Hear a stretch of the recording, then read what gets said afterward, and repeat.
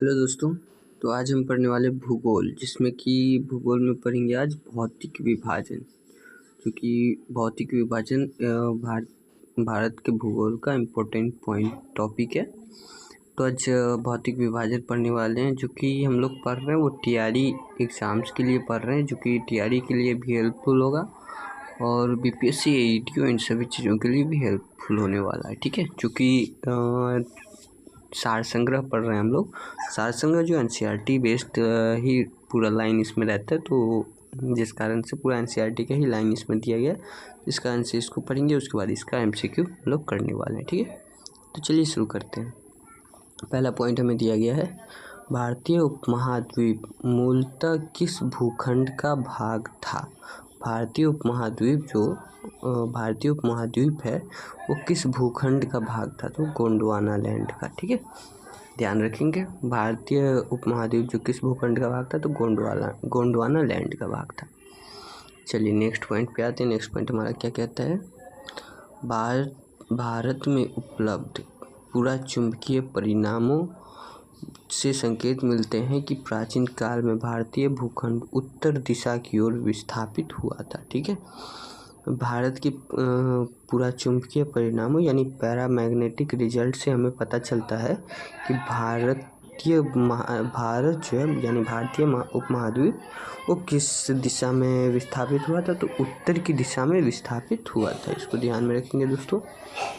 चलिए next point पे आते हैं, भूगर्भिक संरचना की दृष्टि से भारत को मुख्यतः 3 भागों में विभाजित किया गया है। भारत को मुख्यतः 3 विभागों में विभाजित किया गया है। किस दृष्टि से, तो भूगर्भिक संरचना की दृष्टि से, जिसमें कि पहला आता है हिमालय पर्वतीय क्षेत्र, दूसरा आता है उत्तर का मैदानी भाग और उसके बाद दक्षिण का प्रायद्वीपीय पठार। ये 3 भागों में हमारा भारत बटा हुआ है। ठीक है, 3 भूगर्भिक क्षेत्रों में ये हमारा भारत बटा हुआ है। पहला हिमालय पर्वतीय क्षेत्र, उत्तर का मैदानी भाग और दक्षिण का प्रायद्वीपीय पठार। ठीक है, चलिए नेक्स्ट पॉइंट पे आते हैं, हिमालय के समानांतर संरचनात्मक भाग। ठीक है, हिमालय के समानांतर संरचनात्मक भाग वैलियों की तीव्रता तथा निर्माण आयु के आधार पर देखने वाले हम लोग, जिसमें कि कौन से भाग आते हैं, तो ट्रांस हिमालय तिब्बत के क्षेत्र में है ट्रांस हिमालय, दूसरा हो गया वृहत हिमालय जिसे महान हिमालय कहा जाता है, उसके बाद लघु हिमालय जिसे मध्य हिमालय भी कहा जाता है,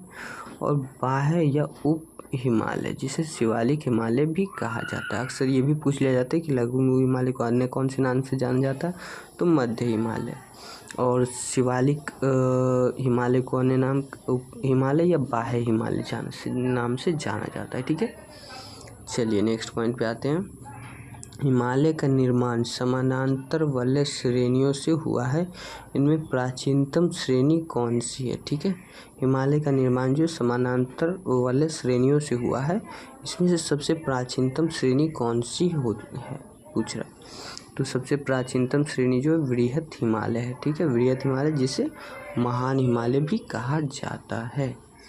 चलिए नेक्स्ट पॉइंट पे आते हैं, उत्तर भारत में उप हिमालय क्षेत्र के सहारे विस्तारित समतल मैदान को क्या कहा जाता है, तो भाबर कहा जाता है। ठीक है, उप हिमालय क्षेत्र के सहारे विस्तारित जो समतल मैदान होता है, उप हिमालय क्षेत्र के सहारे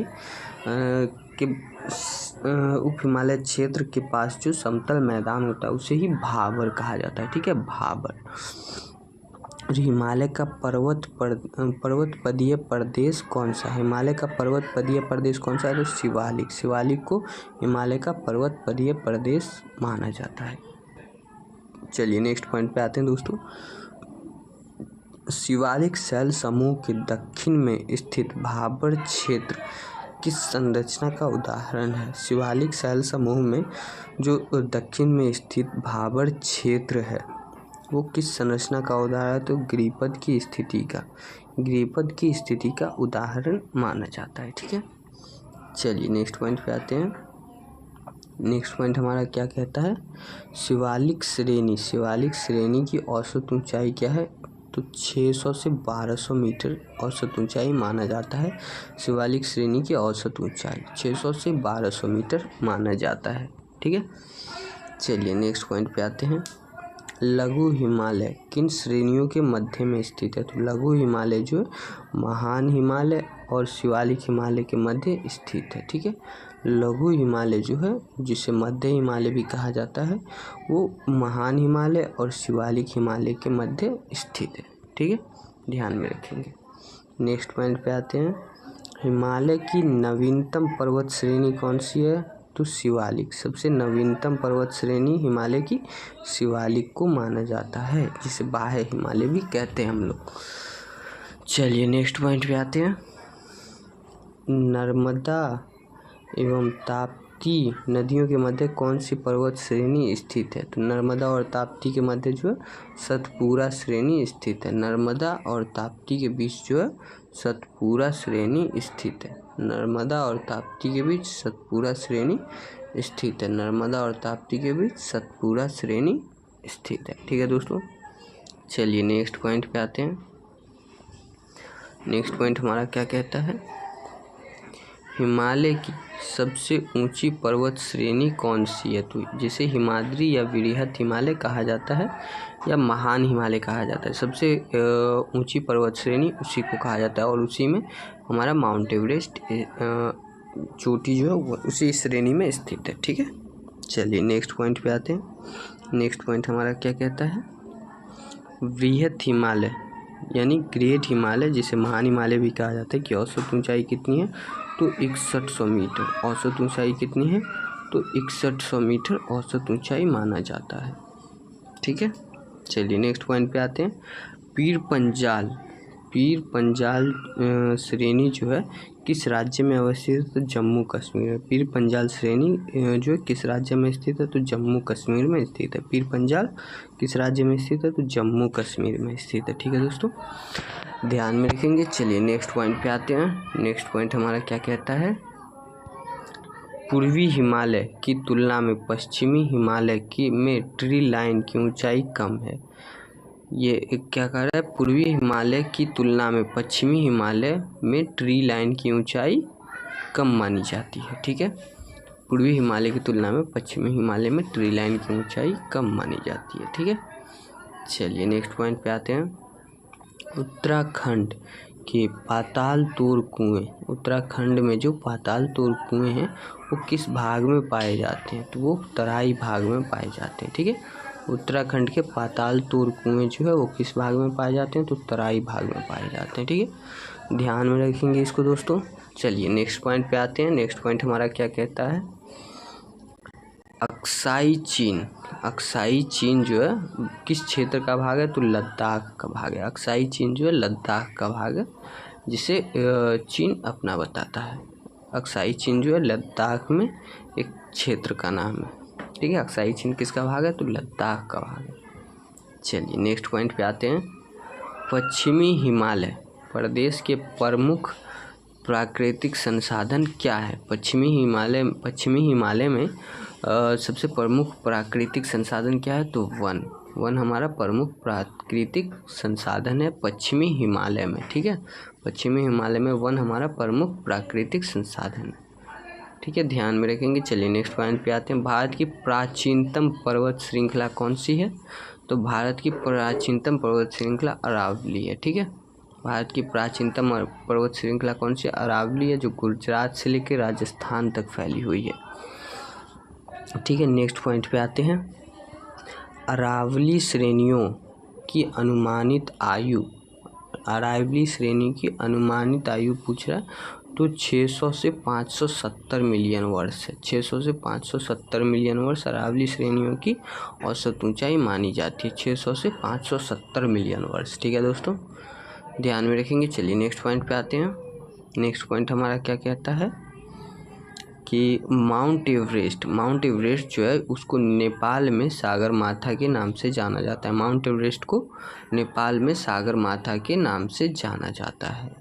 पूछ जगह नेपाल में माउंट एवरेस्ट को क्या कहा जाता है? तो सागर माथा कहा जाता है। ठीक है, चलिए नेक्स्ट पॉइंट पे आते हैं। अरावली किस प्रकार की पर्वत श्रेणी है? अरावली किस प्रकार की पर्वत श्रेणी है? तो ये अवशिष्ट पर्वत है, रेसिडुअल माउंटेन यानी अवशिष्ट पर्वत है। ठीक है, माउंट एवरेस्ट जो है वलित पर्वत है, नवीन वलित पर्वत है, और अरावली जो है वो अरावली अवशिष्ट पर्वत माना जाता है। ठीक है, चलिए नेक्स्ट पॉइंट पे आते हैं।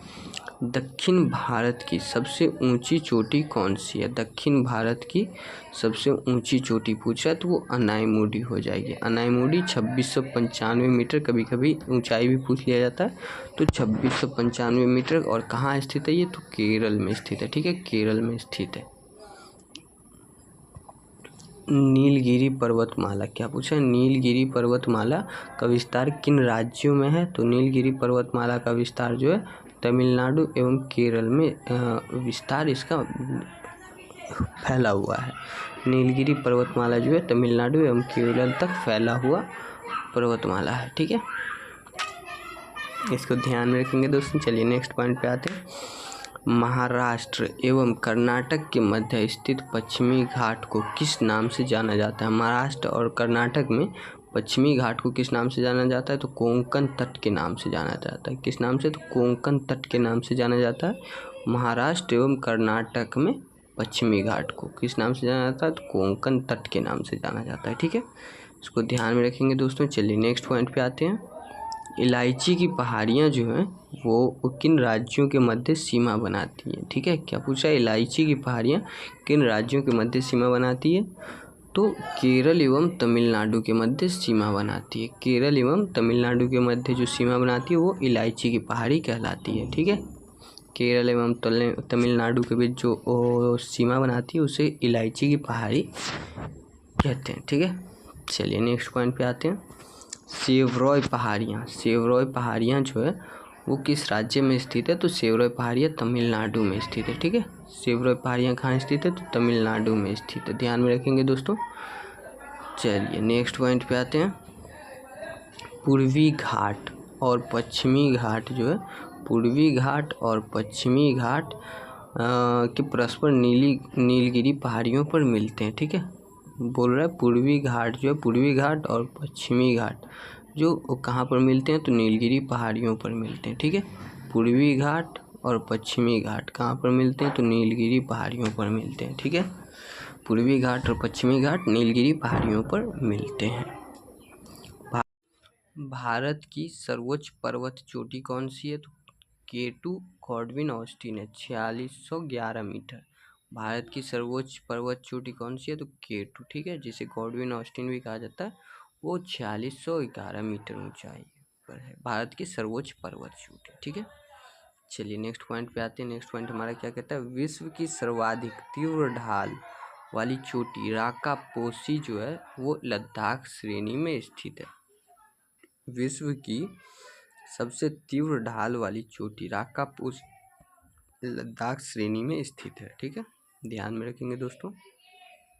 चलिए नेक्स्ट पेज पे आते हैं। माना दर्रा जो है उत्तराखंड को किससे जोड़ता है? तो तिब्बत से जोड़ता है। माना दर्रा उत्तराखंड को किससे जोड़ता है? तो तिब्बत से जोड़ता है। ठीक है, पहले हम लोग पॉइंट पढ़ लेते हैं। किसी एक वीडियो में हम लोग पूरा मैप जो है इसको अच्छे से स्टडी करेंगे। ठीक है, जो कि मैप की अलग से एक वीडियो लाऊंगा, उसमें ये सभी चीज़ें क्लियर से समझ लेंगे, पूरा मैप समझ के पढ़ेंगे। ठीक है, दोनों चीज़ों को एक साथ पढ़ेंगे तो थोड़ा कन्फ्यूजन हो जाएगा। ठीक है, चलिए क्या कह रहा है? माना दर्रा उत्तराखंड को किससे जोड़ता है? तो तिब्बत से जोड़ता है। ठीक है, चलिए नेक्स्ट पॉइंट पे आते हैं। नंदा देवी शिखर किस राज्य में अवस्थित है? तो उत्तराखंड में अवस्थित है। नंदा देवी शिखर जो है किस राज्य में अवस्थित है? तो उत्तराखंड में अवस्थित है। ठीक है, चलिए नेक्स्ट पॉइंट पे आते हैं। अरावली श्रेणी का उच्चतम पर्वत शिखर कौन सा है? अरावली श्रेणी का उच्चतम पर्वत शिखर कौन सा है? तो गुरु शिखर जो 1722 मीटर का है और राजस्थान में है। ठीक है, अरावली श्रेणी का उच्चतम पर्वत शिखर कौन सा है? तो गुरु शिखर 1722 मीटर राजस्थान में स्थित है। चलिए नेक्स्ट पॉइंट पे आते हैं। हिमालय पर्वत की एक श्रेणी अराकान योमा किस देश में स्थित है? तो म्यांमार में स्थित है। हिमालय की श्रेणी जो है कहाँ तक फैली हुई है ये भी ध्यान में रखेंगे, तो म्यांमार तक फैली हुई है। ठीक है, जो कि हिमालय पर्वत की एक श्रेणी है। अराकान योमा ये किस देश में स्थित है? तो म्यांमार में स्थित है। ठीक है, अराकान योमा कहाँ स्थित है? तो म्यांमार में स्थित है। ठीक है, चलिए नेक्स्ट पॉइंट पे आते हैं। नेक्स्ट पॉइंट हमारा क्या कहता है? कुल्लू घाटी। कुल्लू घाटी किन पर्वत श्रेणियों के मध्य स्थित है? तो धौलाधर तथा पीर पंजाल के स्थित है। कुल्लू घाटी कहाँ स्थित है? तो धौलाधर तथा पीर पंजाल के मध्य स्थित है। कुल्लू घाटी कहाँ स्थित है? तो धौलाधर तथा पीर पंजाल के मध्य स्थित है। ठीक है, ध्यान में रखेंगे दोस्तों। चलिए नेक्स्ट पॉइंट पे आते हैं। पालघाट दर्रा जो है, पालघाट दर्रा वो किन पहाड़ियों के मध्य स्थित है? तो पालघाट दर्रा नीलगिरी और अन्नामलाई पहाड़ियों के मध्य स्थित है। पालघाट दर्रा नीलगिरी और अन्नामलाई पहाड़ियों के मध्य स्थित है। ठीक है, इसको ध्यान में रखेंगे दोस्तों। चलिए नेक्स्ट पॉइंट पे आते हैं। नाथुला दर्रा किस राज्य में स्थित है? तो नाथुला दर्रा सिक्किम में स्थित है। ठीक है, नाथुला दर्रा किस राज्य में स्थित है? तो नाथुला दर्रा सिक्किम में स्थित है। ठीक है, चलिए नेक्स्ट पॉइंट पे आते हैं। उत्तराखंड में कोनधारी वनों एवं छोटे छोटे घास के मैदानों को बुग्याल या प्यार कहा जाता है। ठीक है, उत्तराखंड में कोनधारी वनों एवं छोटे छोटे घास के मैदान जो है उन्हें बुग्याल या प्यार कहा जाता है। ठीक है, ये क्वेश्चन अक्सर पूछ लिया जाता है, तो इसको ध्यान में रखेंगे दोस्तों। उत्तराखंड में कोनधारी वनों एवं छोटे छोटे घास के मैदानों को बुग्याल या प्यार कहा जाता है। ठीक है, इसको ध्यान में रखेंगे। चलिए नेक्स्ट पेज पे आते हैं।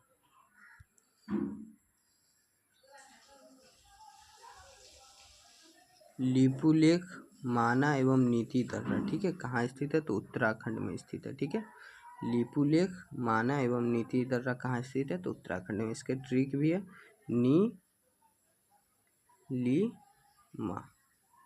नीलिमा, इसको ध्यान में रखेंगे। नीलिमा, तो नीलिमा जो कहाँ स्थित है? तो उत्तराखंड में। नी से नीति दर्रा, ली से लिपुलेख दर्रा, मौ से माना दर्रा। ठीक है, ध्यान में रखेंगे। नीलिमा कहाँ स्थित है? तो नीलिमा उत्तराखंड में स्थित है। नी से नीति दर्रा, ली से लिपुलेख दर्रा, मौ से माना दर्रा। ठीक है, और माना दर्रा जो है वो उत्तराखंड को तिब्बत से जोड़ता है। ठीक है, उत्तराखंड को तिब्बत से जोड़ता है, इसको भी ध्यान में रखेंगे दोस्तों। चलिए नेक्स्ट पॉइंट पे आते हैं। रोहतांग दर्रा किस राज्य में अवस्थित है? तो हिमाचल प्रदेश में। ठीक है, रोहतांग दर्रा कहाँ स्थित है? तो हिमाचल प्रदेश में स्थित है। रोहतांग दर्रा कहाँ स्थित है? तो हिमाचल प्रदेश में स्थित है। ठीक है, रोहतांग दर्रा कहाँ स्थित है? तो हिमाचल प्रदेश में स्थित है। पूर्वी हिमालय में औसत हिम रेखा 3500 मीटर तथा पश्चिमी हिमालय में 2500 मीटर ऊंचाई पर पाई जाती है। ठीक है, जो स्नो लाइन है यानी हिम रेखा, पूर्वी हिमालय में औसत हिम रेखा 3500 मीटर पर पाई जाती है और पश्चिमी हिमालय में यही हिम रेखा 2500 मीटर में पाई जाती है। ठीक है, ध्यान में रखेंगे दोस्तों। चलिए नेक्स्ट पॉइंट पे आते हैं। नेक्स्ट पॉइंट हमारा क्या कहता है? भारत का सबसे बड़ा हिमनद कौन सा है? तो सियाचिन लद्दाख। भारत का सबसे बड़ा हिमनद कौन सा है? तो सियाचिन लद्दाख, सियाचिन है जो कि लद्दाख में स्थित है। ठीक है, भारत का सबसे बड़ा हिमनद कहाँ स्थित है? तो सियाचिन में जो कि लद्दाख में स्थित है। चौराबाड़ी ग्लेशियर कहाँ स्थित है? तो केदारनाथ मंदिर के उत्तर में जो कि उत्तराखंड में। केदारनाथ मंदिर के उत्तर में जो कि उत्तराखंड में स्थित है। ठीक है, इसको ध्यान में रखेंगे दोस्तों। चलिए नेक्स्ट पॉइंट पे आते हैं। मेघालय का पठार किसका भाग है? तो प्रायद्वीपीय भारत का। मेघालय का पठार किसका भाग है? तो प्रायद्वीपीय भारत का भाग है। ठीक है, मेघालय का पठार किसका भाग है? तो प्रायद्वीपीय भारत का भाग है। मेघालय का पठार किसका भाग है? तो प्रायद्वीपीय भारत का भाग है। ये भी पूछा जा सकता है, प्रायद्वीपीय भारत का विस्तार कहाँ तक है? तो मेघालय तक है, देख सकते हैं। ठीक है, नेक्स्ट पॉइंट पे आते हैं। भारत के प्रायद्वीपीय पर्वत किस काल में निर्मित हुए थे? ठीक है, तो पैलियोजोइक महाकल्प में यानी पैलियोजोइक एरा में भारत के प्रायद्वीपीय पर्वत जो किस काल में निर्मित हुए? तो पैलियोजोइक महाकल्प में। ठीक है, और आपसे एक क्वेश्चन पूछ रहा हूँ, डायनासोर जो है किस युग में पाए जाते थे? ठीक है, बताएंगे हमें, कमेंट में बताएंगे। चलिए नेक्स्ट पॉइंट पे आते हैं। अरावली एवं विंध्य श्रृंखलाओं के मध्य कौन सा पठार स्थित है? तो मालवा का पठार। ठीक है, अरावली एवं विंध्य श्रृंखलाओं के मध्य कौन सा पठार स्थित है? तो मालवा का पठार, ध्यान में रखेंगे दोस्तों। चलिए नेक्स्ट पॉइंट पे आते हैं। दंडकारण्य क्षेत्र कहाँ अवस्थित है? तो छत्तीसगढ़ एवं उड़ीसा के मध्यवर्ती भाग में। दंडकारण्य क्षेत्र कहाँ स्थित है? तो छत्तीसगढ़ एवं उड़ीसा के मध्यवर्ती भाग में स्थित है दंडकारण्य क्षेत्र। ठीक है, ध्यान में रखेंगे। चलिए नेक्स्ट पॉइंट पे आते हैं। लघु हिमालय एवं शिवालिक श्रेणी के मध्य में विस्तृत समतल संरचनात्मक स्थल का पूर्व में द्वार तथा पश्चिम में दून के नाम से जाना जाता है। ठीक है, जैसे हरिद्वार, देहरादून ये कहा जाता है। लघु हिमालय शिवालिक श्रेणी के मध्य में जो समतल स्थल है उसे पूर्व में द्वार, पश्चिम में दून के नाम से जाना जाता है। पूर्व में द्वार और पश्चिम में दून के नाम से जाना जाता है। ठीक है, चलिए नेक्स्ट पॉइंट पे आते हैं। भारत का औसत समुद्र तल किस तट से मापा जाता है? तो चेन्नई से। ठीक है, इसको ध्यान में रखेंगे, वेरी वेरी इंपॉर्टेंट है। भारत का औसत समुद्र तल किस तट से मापा जाता है? तो चेन्नई के तट से मापा जाता है। ठीक है, भारत का औसत समुद्र तल कहाँ से मापा जाता है? तो चेन्नई से मापा जाता है, इसको ध्यान में रखेंगे दोस्तों। चलिए नेक्स्ट पॉइंट पे आते हैं। भारत की समुद्री तट रेखा की कुल लंबाई कितनी है? तो 7516.6 किलोमीटर। 7516.6 किलोमीटर, ध्यान में रखेंगे दोस्तों। चलिए नेक्स्ट पॉइंट पे आते हैं। किस राज्य की तटीय सीमा सबसे लंबी है? तो गुजरात की। किस राज्य की राज्य की तटीय सीमा सबसे लंबी है? तो गुजरात की। ठीक है, कितनी है? तो 1214 किलोमीटर। चलिए ध्यान में रखेंगे दोस्तों। नेक्स्ट पॉइंट पे आते हैं। भारत के कितने राज्य समुद्री तटरेखा से संलग्न है? तो 9 राज्य तथा 4 केंद्र शासित प्रदेश समुद्री तटरेखा से संलग्न माना जाता है। उसमें कौन कौन से हैं? तो गुजरात, महाराष्ट्र, कर्नाटक, केरल, तमिलनाडु, पश्चिम बंगाल, आंध्र प्रदेश, उड़ीसा, गोवा, पुडुचेरी, दमन दीव, अंडमान निकोबार, लक्षद्वीप। ठीक है, ध्यान में रखेंगे दोस्तों। चलिए एक बार और पढ़ लेते हैं। भारत की कितने राज्य समुद्री तटरेखा से संलग्न है? तो 9 राज्य तथा 4 केंद्र शासित प्रदेश, जिसमें कौन कौन से आते हैं? एक गुजरात, महाराष्ट्र, कर्नाटक, केरल, तमिलनाडु, पश्चिम बंगाल, आंध्र प्रदेश, उड़ीसा, गोवा, पुडुचेरी, दमन दीव, अंडमान निकोबार तथा लक्षद्वीप। ठीक है, चलिए नेक्स्ट पॉइंट पे आते हैं दोस्तों। प्राचीन भारतीय ऐतिहासिक भूगोल में रत्नाकर नाम जो है किसका सूचक था? तो हिंद महासागर का। हिंद महासागर का जो प्राचीन भारतीय नाम क्या है? प्राचीन भारतीय ऐतिहासिक भूगोल में रत्नाकर किसका नाम था? तो हिंद महासागर का नाम रत्नाकर था। ये पूछा जा सकता है, हिंद महासागर का प्राचीन में क्या नाम था? तो रत्नाकर था। ठीक है, चलिए नेक्स्ट पॉइंट पे आते हैं। तमिलनाडु व आंध्र प्रदेश के समुद्री तट का नाम क्या है? तो कोरोमंडल तट। कोरोमंडल तट। ठीक है, तमिलनाडु एवं आंध्र प्रदेश के समुद्री तट का नाम क्या है? कोरोमंडल तट। ठीक है, और कर्नाटक और महाराष्ट्र का क्या है? आप ये हमने पढ़ा था। तो कर्नाटक और महाराष्ट्र का जो है वो कोंकण तट के नाम से जाना जाता है। ठीक है, कोंकण तट। चलिए नेक्स्ट पॉइंट पे आते हैं।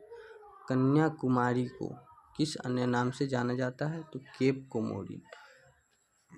कन्याकुमारी को किस अन्य नाम से जाना जाता है? तो केप कोमोरिन, जो कि भारत का कन्याकुमारी जो को अन्य नाम से जाना जाता है तो केप कोमोरिन। ठीक है, चलिए नेक्स्ट पॉइंट पे आते हैं। भारत का दक्षिणतम भाग भी माना जाता है केप कोमोरिन को। ठीक है, अंडमान और निकोबार द्वीप समूह में सबसे अधिक ऊंचाई वाली चोटी कौन सी है? तो सैडल पीक। ठीक है, अंडमान निकोबार में सबसे अधिक ऊंचाई वाली चोटी कौन सी है? तो सैडल पीक। ठीक है, अंडमान निकोबार में सबसे अधिक ऊंचाई वाली चोटी कौन सी है? तो तो सैडल पीक, ठीक है। और भारत में कौन सा एकमात्र सक्रिय ज्वालामुखी जो कि अंडमान निकोबार में स्थित है, तो बैरन द्वीप, ठीक है, ध्यान में रखेंगे बैरन द्वीप। चलिए नेक्स्ट पॉइंट पे आते हैं। नेक्स्ट पॉइंट हमारा क्या कहता है, अंडमान व निकोबार द्वीप समूह में स्थित है। अंडमान व निकोबार द्वीप समूह में बंगाल की खाड़ी द्वीप समूह किस में स्थित है, तो बंगाल की खाड़ी में स्थित माना जाता है, ठीक है। अंडमान निकोबार द्वीप समूह में कुल कितने द्वीप हैं, तो 572, कुल 572 द्वीप हैं, ठीक है, ध्यान में रखेंगे। चलिए नेक्स्ट पॉइंट पे आते हैं। 10 डिग्री चैनल किन दो द्वीपों को अलग करता है, तो अंडमान और निकोबार द्वीप को, अंडमान को निकोबार द्वीप से अलग करता है। 10 डिग्री चैनल अंडमान और निकोबार द्वीप के मध्य स्थित है। बैरन द्वीप कहाँ स्थित है, तो बैरन द्वीप बंगाल की खाड़ी में स्थित माना जाता है। बैरन द्वीप कहाँ स्थित है, तो बंगाल की खाड़ी में, ठीक है। चलिए नेक्स्ट पॉइंट पे आते हैं। श्रीहरिकोटा द्वीप कहाँ स्थित है, तो पुलिकट झील के समीप। श्रीहरिकोटा द्वीप कहाँ स्थित है, तो पुलिकट झील के समीप। श्रीहरिकोटा द्वीप कहाँ स्थित है, तो इसको ध्यान में रखेंगे दोस्तों, पुलिकट झील के समीप है ये। राम सेतु कहाँ से प्रारंभ होता है, तो धनुषकोडी से। राम सेतु कहाँ से प्रारंभ होता है, तो धनुषकोडी से, ठीक है। चलिए नेक्स्ट पॉइंट पे आते हैं। लक्षद्वीप कहाँ स्थित है, तो अरब सागर में। लक्षद्वीप कहाँ स्थित है, अरब सागर में, नॉर्मल सा क्वेश्चन है। चलिए नेक्स्ट पॉइंट पे आते हैं। भारत का कौन सा द्वीप परवाल से निर्मित है, तो लक्षद्वीप जो है वो परवाल से स्थित है, ठीक है। चलिए नेक्स्ट पॉइंट पे आते हैं। मिनिकॉय द्वीप भारतीय तटरेखा के सुदूरवर्ती द्वीप श्रेणी में आता है। मिनिकॉय द्वीप जो है भारत के सबसे दूर वाले द्वीप सबसे दूर में जो द्वीप है जो हमारे कंट्रोल में है वो उसकी श्रेणी में आता है, सुदूर द्वीप श्रेणी में आता है, ठीक है। चलिए नेक्स्ट पॉइंट पे आते हैं। भारत एवं श्रीलंका के मध्य कौन सा द्वीप है, तो पंबन द्वीप, जिसे रामेश्वरम द्वीप भी माना जाता है। पंबन द्वीप जिसे रामेश्वरम द्वीप भी कहा जाता है, भारत एवं श्रीलंका के मध्य अवस्थित है। चलिए नेक्स्ट पॉइंट पे आते हैं। द्वीपों पर बसा हुआ भारत का सबसे बड़ा नगर कौन सा है, तो मुंबई, ठीक है, जाहिर सी बात है, द्वीपों पर बसा हुआ भारत का सबसे बड़ा नगर कौन सा है, तो मुंबई है। कोरी क्रीक कहाँ स्थित है, तो कोरी क्रीक कच्छ के रन में स्थित है। क से कोरी क्रीक, क से कच्छ के रन, तो कोरी क्रीक कहाँ स्थित है, तो कच्छ के रन में स्थित है, ठीक है। सर क्रीक विवाद किन दो देशों के मध्य है, तो भारत एवं पाकिस्तान के बीच के विवाद को सर क्रीक विवाद किस दो देशों के मध्य है, तो भारत एवं पाकिस्तान के मध्य, ठीक है। चलिए नेक्स्ट पॉइंट पे आते हैं। बुर्जिल व बनिहाल दर्रा किस पर्वत श्रेणी में आते हैं, तो पीर पंजाल श्रेणी में आते हैं और जम्मू कश्मीर में पाया जाता है। बुर्जिल एवं बनिहाल दर्रा कहाँ का दर्रा है, तो पाकिस्तान का दर्रा है, ठीक है। और बुर्जिल दर्रा किसको जम्मू कश्मीर को किससे अलग करता है, तो पाकिस्तान से। इससे ध्यान में रखेंगे बुजदिल कौन है, तो बुजदिल पाकिस्तान है। तो भारत को पाकिस्तान से कौन सा दर्रा अलग करता है, तो बुर्जिल, ठीक है। तो बुर्जिल एवं बनिहाल दर्रा पीर पंजाल श्रेणी में स्थित है, ठीक है।